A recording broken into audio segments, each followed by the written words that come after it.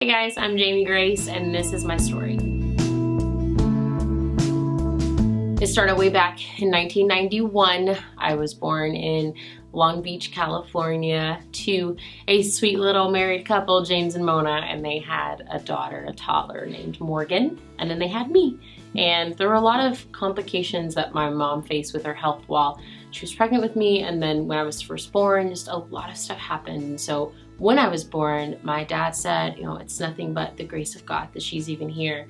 And that is how I got the middle name Grace, which a lot of people thought, or still think, that it's a stage name. But it's really just my name. I'm Jamie Grace, and I feel so blessed to have that kind of name that just holds, I guess it just holds so much beauty in thinking like it is nothing but the grace of God that I'm here, and every day I definitely count as a blessing and try to live it to the fullest. And I've been, I guess, living life to the fullest since I was really little. I've always been loud and crazy and just really pumped about life. I was kind of quiet my first few years of life, I think because my sister was an only child, and so she was, a little more chatty. But around 3 or 4 years old, I hear is when I kind of became a nutcase. Just talking all the time and just running my mouth all the time, always singing, always dancing, and just a little girl that was full of so much life. And when I was a toddler, like 1 year old maybe, our family moved from California back into my mom's home, Atlanta, Georgia, and that's where my dad started the church. So I grew up singing in church and in every single play, every production. Not a very massive church, so having multiple roles, like 6, 7 years old, learning how to work what now kids would call is like the sound system, but back in my day, like in order to have the lyrics, we had these like clear sheets that had all the lyrics on it, and they were backwards, so you had to put them down on this like projector thing, and it projected the words onto the screen, like when we were singing worship songs at church. So I just grew up in just a very lovely homeschool family, just lots of laughter and joy, and our faith was a huge part of who we were and who we are. And I just feel very blessed about the way that my parents raised my sister and I both, and just gave us an incredible and amazing childhood. We didn't have a lot of money, but we had a lot of love and strong faith, and we loved each other. And really, that's all you need to have a really healthy and beautiful upbringing. And then when I got a little bit older, and I was 9 years old, is when my health kind of started to deteriorate and kind of just not work out in our favor at all. When I was really little, like I had pneumonia 7 times before I was 2 years old, and had asthma my whole life. So I had these medical issues, but most of the time it was stuff that they could give us medicine for, or they knew how to treat it, kind of in the hospital for a few days, but they knew what was going on. Whereas when I was 9 years old, I was having some symptoms that no one knew what they were, and no one could understand what was happening and what was going on. And 2 years after that, at the age of 11, I was formally diagnosed with Tourette syndrome, OCD, ADHD, and anxiety. And that was when it was kind of a kicker in our household of like, oh, like this is totally different from anything we expected, anything we planned. Like our daughter she's facing something greater than what we could have ever imagined. And I know that it was hard on my parents.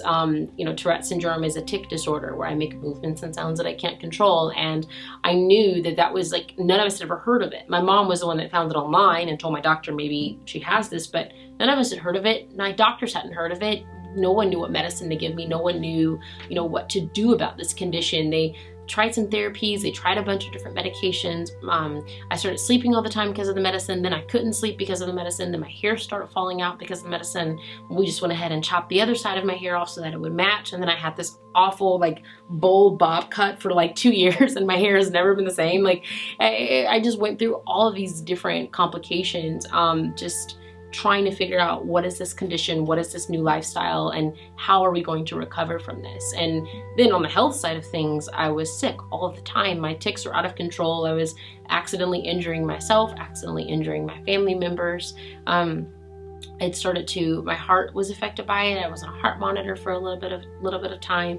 My asthma was affected by it.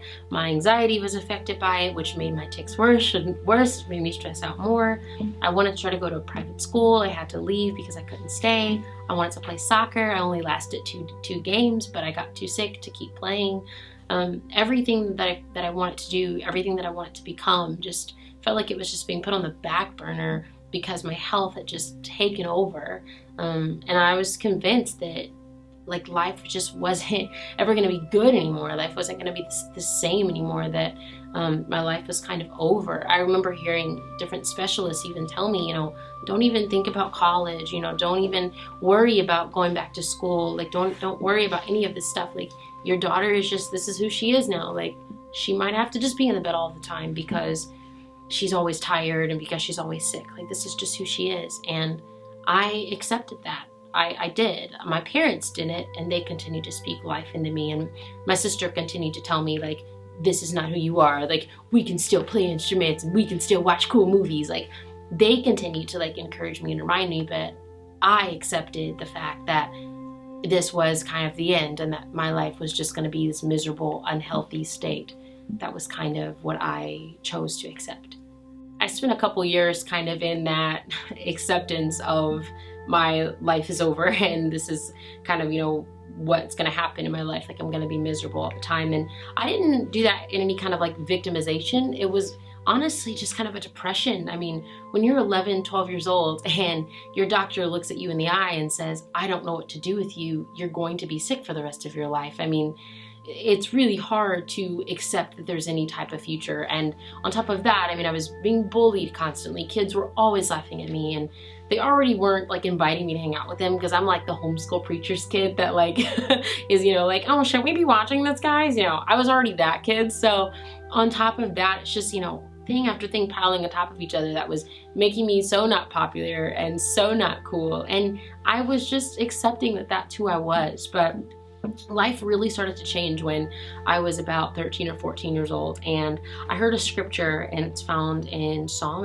30 verse 5, and it says, weeping may endure for a night, but joy comes in the morning. And I had heard that scripture 80 million times. I'm a pastor's kid, but I remember when my mom sang it at church one Sunday, I had this realization that I never had when I heard that scripture. And I realized that scripture was saying, it wasn't saying like, you might cry sometimes, but God is the best and your life's about to be perfect. Like, that's not what it says. It says, your weeping may last for a night, but joy comes in the morning. And to me, I interpreted that as I am going to cry sometimes.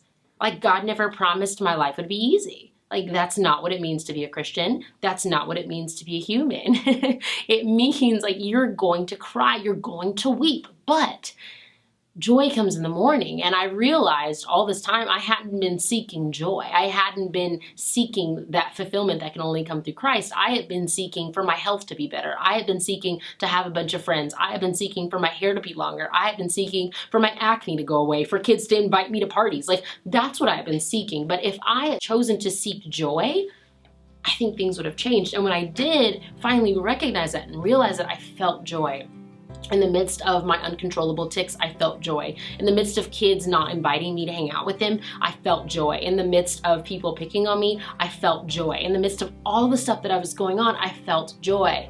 Because I realized that it was something much greater than like something I could come up with or create. It was something that was made by the Creator. And that was exceptional. And that was a blessing. And that was my miracle. That was my healing. People tell me sometimes, you know, I hope you can get your healing. I hope you can get healed. And yeah, I've got Tourette syndrome, but I've been healed because I've experienced joy. And I would rather have Tourette syndrome and have joy than be perfectly healthy and be miserable emotionally. Like, I can deal with the tics if I can experience joy. It's a really, really cool thing to experience. So once I had that realization, life didn't get perfect, but life was certainly joyful. And I wanted to share that joy with as many people as I could. I smiled more, I was laughing more, I was giggling just like 4-year-old Jamie Grace. I was giggling all over again, and I felt like myself. And so I wanted to share this joy. I thought, how can I share it? How can I be silly? How can I share this excitement with other people? And My parents were so gracious to buy me a video camera, so I started to make a TV show. And I didn't have anywhere to put the TV show. I just made my sister watch the videos all the time, but I was like, I'm going to share this joy with other people. So I started making like videos that I would put as a television show. Then I heard about something called YouTube, and I was like, this is the perfect place for me. They're gonna love me there. So I started putting my videos on YouTube when I was just 14 years old and sharing like silly videos, improv videos, Tourette syndrome awareness videos, singing videos, dancing videos. Those were the worst. Glad the YouTube has a delete feature. I just shared as much as I could to possibly share joy. And before I knew it, I was getting phone calls from people all over the world saying, can you come and be a part of this because we saw what's on your YouTube channel? Can you come and share your joy with us here because we saw your videos online, or we heard your music on MySpace? Like, people started inviting me from all over the place. I taught in a class at a university in England when I was 15 years old, and I joined with the Tourette Syndrome Association and helped them spread awareness all across the world in the country, and help them like have bills like to be passed for kids with Tourette syndrome in the public school system. And I was invited to sing places and invited to play concerts with different organizations. I did an awareness speech with the CDC for high schoolers and college kids, and I was like 16 years old doing all of this stuff. And then I got a phone call from a kids television show called I Shine Connect, and my sister, one of the videos that she was singing in on my YouTube channel, we got a call from Mark Stewart from Audio Adrenaline, and we went to Nashville and hung out with him. And I spent a couple years on a record label and got to record 2 albums, and now I'm about to record my 3rd record. Well, it's like almost done, yeah, and I'm like so pumped about it. And all of this stuff, all because I woke up one day and I chose joy. It wasn't because I woke up and I said, I need somebody to bring me some joy so my day's gonna be better. That's not how it works. Joy is always here for us. It's always available. It's just the moment where we choose it. My mom used to be in radio like 1,000 years ago. Just kidding, Mom. Like back in the late 80s, I think she was in radio. And she always taught me that sometimes when you are on the radio station, like on air, that you might make a mistake. You might introduce a song wrong, or like bounce the wrong commercial or something. And she always tell me that one thing she learned in radio was that it was not about how you fall, but it's about how you bounce back. Because sometimes you might slip up and say, here's Hold Me by Jamie Kate instead of Jamie Grace. And it's not about saying, oh gosh, I'm so sorry guys, I messed up the wrong name, I need to go back and erase it. No, no, no. What's done is done. The past is in the past. It's all about how you bounce back, all about how you recover. It's all about the recovery. I didn't choose for me to have Tourette syndrome. I didn't choose to be bullied. I didn't choose for half of my hair to fall out. I didn't choose for my medication to not work. I didn't choose for any of that stuff. I can choose how I recover. And from here on out, I choose joy.